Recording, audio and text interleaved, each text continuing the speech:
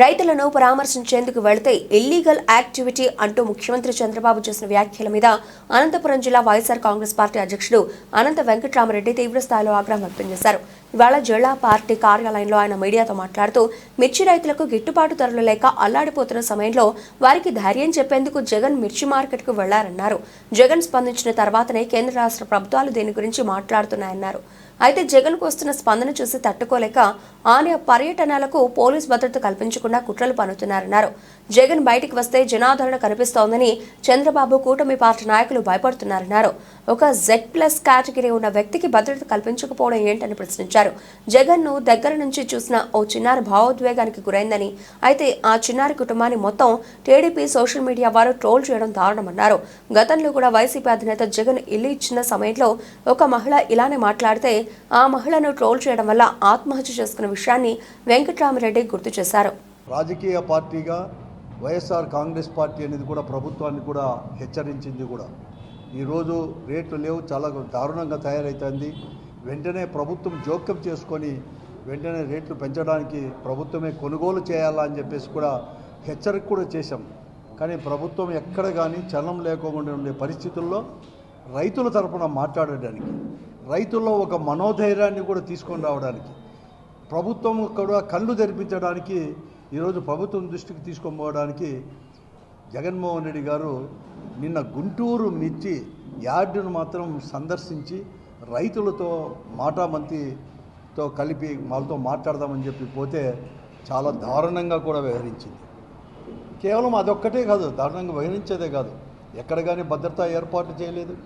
ఒక మాజీ ముఖ్యమంత్రి Z+ కేటగిరీ కింద సెక్యూరిటీ ఇవ్వాల్సిన ధర్మము బాధ్యత రాజ్యాంగపరంగా ఇదేదో మళ్ళీ అది కాదు ఉన్నా కూడా ఎక్కడ కానీ చేయలేకపోయింది. మీరు రైతు కుటుంబం నుంచి వచ్చిన వారు కదా, మీకు బాధ్యత లేదా?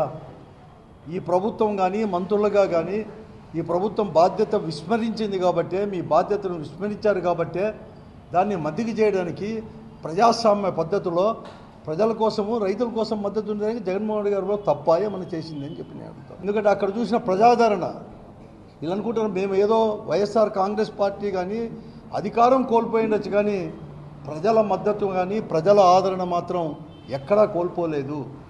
ఈరోజు కూడా జగన్మోహన్ రెడ్డి గారు ఒక నాయకుడి పైన, జగన్మోహన్ రెడ్డి గారి పైన కానీ వైఎస్ఆర్ కాంగ్రెస్ పార్టీ పైన పెద్ద ఎత్తున కూడా నమ్మకం ఉంది జనంలో.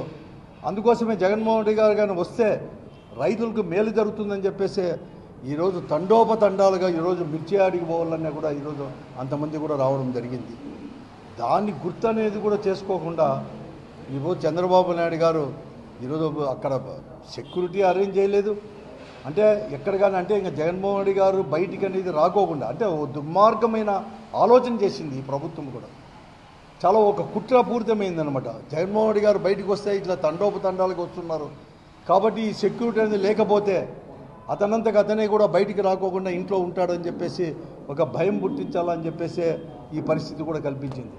కానీ ఎవరు కానీ ఈరోజు లేదు, ప్రజల అన్నం అనేది కూడా ఉంది.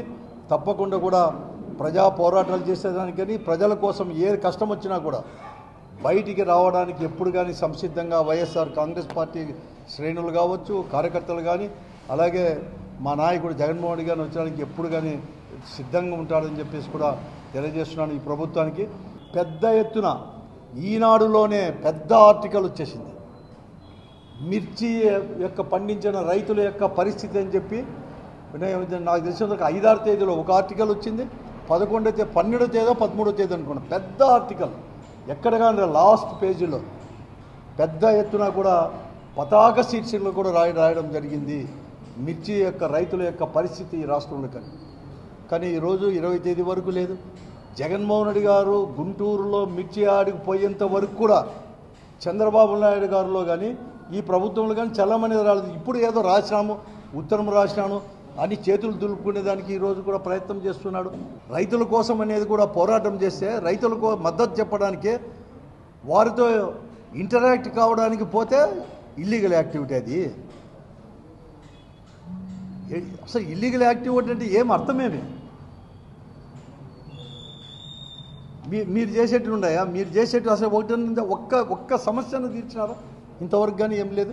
ఈ పొద్దు చంద్రబాబు నాయుడు గారు ఈ పొద్దు చెప్తున్నాడు, ఢిల్లీలో చెప్తున్నాడు ఇంకా ఇప్పటికి కూడా ఈ రోజు కూడా మళ్ళా కూడా మేము కలుస్తాం, ఎలా చేయాలని చెప్పి ఆలోచిస్తాం, ఇటువంటి మాటలే చెప్తున్నాడు. కానీ వెంటనే కూడా ప్రభుత్వమే రంగంలోకి దిగి కొంటాము, ఈరోజు ఈ మద్దతు ధరకు లేకపోతే ఈ రేటుకు మేము తక్కువ కాకుండా మేము కొంటాము అని చెప్పేసి మాత్రం ఈరోజు వరకు కూడా ఇంకా ప్రభుత్వం కానీ చంద్రబాబు నాయుడు గారు కానీ చెప్పలేకపోతున్నారంటే ఈరోజు రైతుల పట్ల ఉన్న వీళ్ళకి ప్రేమ ఎటువంటిదో కూడా అర్థమవుతూ ఉంది.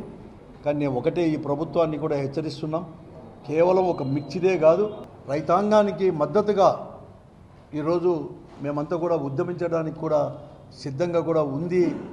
జరగబోయే పరిణామాలకు ఈ ప్రభుత్వమే పూర్తి బాధ్యత కూడా వహించాలని చెప్పేసి, అలాగే ఈరోజు జగన్మోహన్ రెడ్డి గారికి కూడా సెక్యూరిటీ కల్పించాల్సిన బాధ్యత కూడా ఈ ప్రభుత్వం కూడా ఉంది. రాజ్యాంగబద్ధంగానే ఒక మాజీ ముఖ్యమంత్రిగా పనిచేసిన వారికి ప్రతిపక్షానికి Z+ కేటగిరీ కూడా ఉంది కాబట్టి దాని వెంటనే కూడా చర్యలు తీసుకోవాలి. లేకుంటే ఇటువంటి దుర్మార్గమైన ఆలోచనలు ఉంటే తీవ్రమైన పరిణామాలు కూడా మీరు కూడా ఎదుర్కోవాల్సిన పరిస్థితి వస్తుందని చెప్పేసి కూడా ఈ ప్రభుత్వాన్ని కూడా హెచ్చరిస్తుంది.